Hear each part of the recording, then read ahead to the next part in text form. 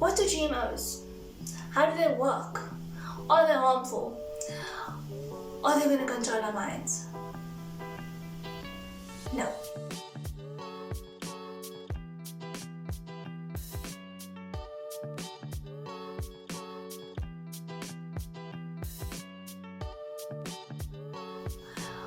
On today's episode or video, whatever you want to call it, we are talking about whether or not GMOs are evil. However, firstly, this is a disclaimer. I'm not an expert in agriculture. I don't work in the agricultural industry or crop production. This is purely looking at GMOs from a nutritional and consumer point of view.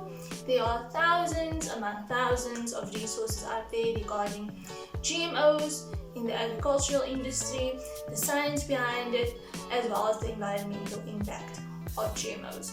So grab a look at that, because this video is not one of those resources. So let's get into it, shall we? So what are GMOs? GMOs, also known as genetically modified organisms, are designed to protect crops against certain things, such as the following over here, as well as the following over here.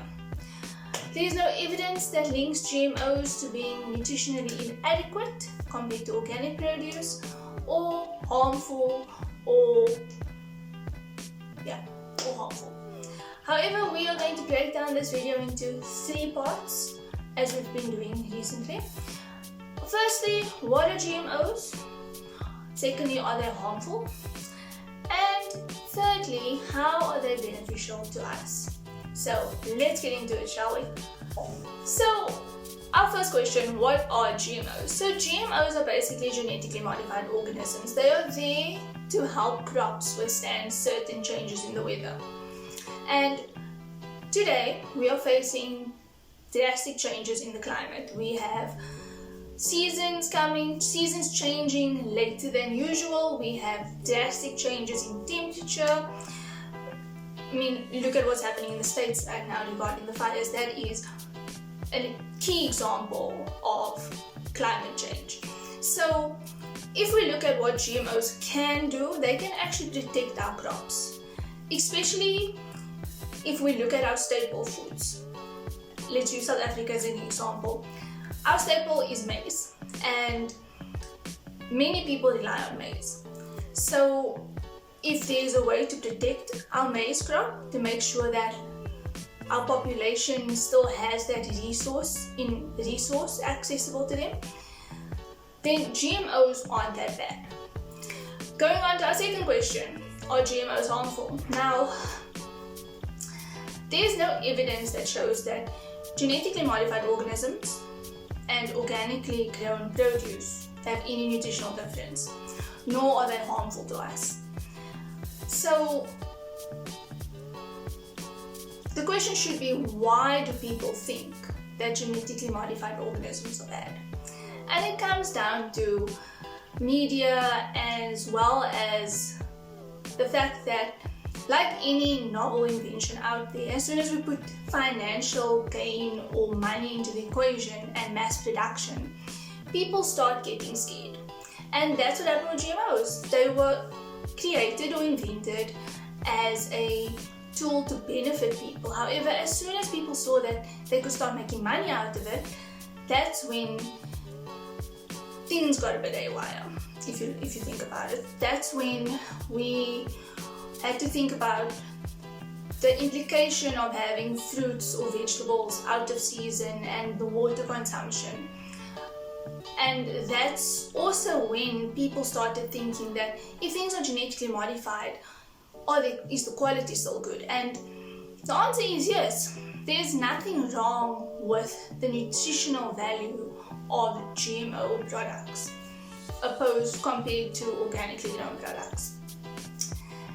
Our third question, how can they actually benefit us? So let's use South Africa as an example.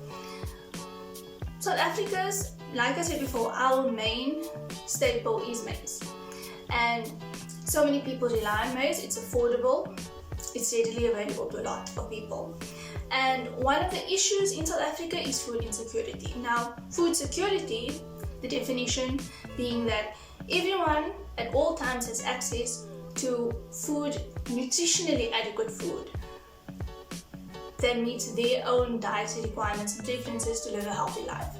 And unfortunately, like many other places, South Africa does not benefit from that at all times. We have a large groups within our population that are food insecure. And one of the only resources that they have is maize. And if GMOs can protect our maize crops, can protect our maize and ensure that people have access to maize at all times, then are they really that harmful? The question should be, when do GMOs become harmful, or when do they become problematic? And the answer is mass production. So if we look at seasonal versus all year round availability of produce, we need to think why foods are seasonal. We need to consider water consumption, geographical area of land needed to grow produce. And that's when we need to start considering how to use our GMOs. Because there's nothing wrong with using GMOs seasonally. However, like I said before, as soon as we put money into the equation, we start looking at all year round produce and cut out variety of foods and just have one-track minds regarding spinach, kale, butternut, what other things are always available, tomatoes. Yeah, so we should be actually thinking about how can we use GMOs effectively while still adding variety to our diets and making sure that we are consciously consuming products that are safe and clean. Before we go, here's a little bit of let's call it a case study, shall we? So, like we said, now GMOs are not harmful, but they should be used responsibly and they should be used more logically. And there's no difference between the nutritional value of GMO foods opposed to organic foods or compared to organic food or organically grown foods. However, let's look at how GMOs can actually be beneficial in a country. So the case study is vitamin A deficiency. So vitamin A deficiency is something that is a global issue. It's very dangerous. There are a lot of health hazards regarding vitamin A deficiency.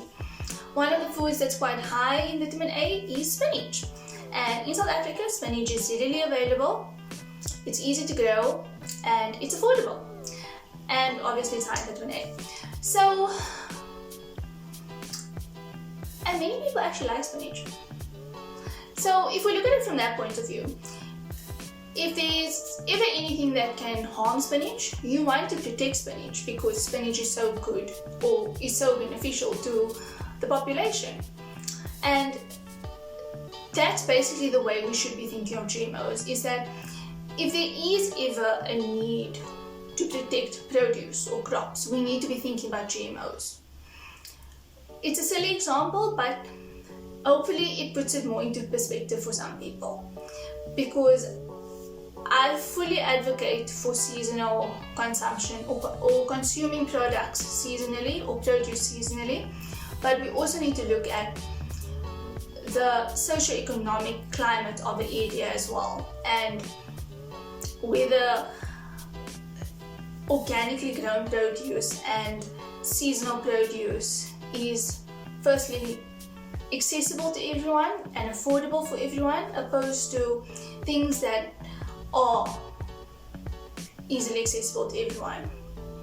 And on a rural point of view, people that live off the land, it's great because they know exactly what they need to do. But unfortunately, most of us are urbanized, and most of us don't even know how fresh produce look at times, which is quite scary also. So the next time you ask yourself the question, are GMOs actually evil? You should be looking at the bigger picture. You should be asking yourself, why did they make GMOs in the first place? And why are people scared of them today? And how can they actually benefit us in the long run? This is a short video, but I hope I got you thinking. I hope I got you're considering or looking at the bigger picture regarding GMOs. And until next time, don't forget to like, comment, and subscribe, as well as follow me on Instagram. Thanks for watching.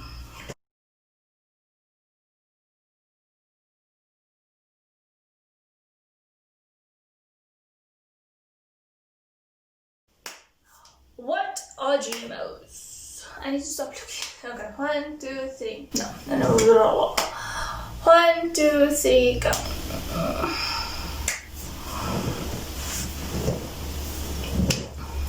Or even natural. I can't get to the word now. So,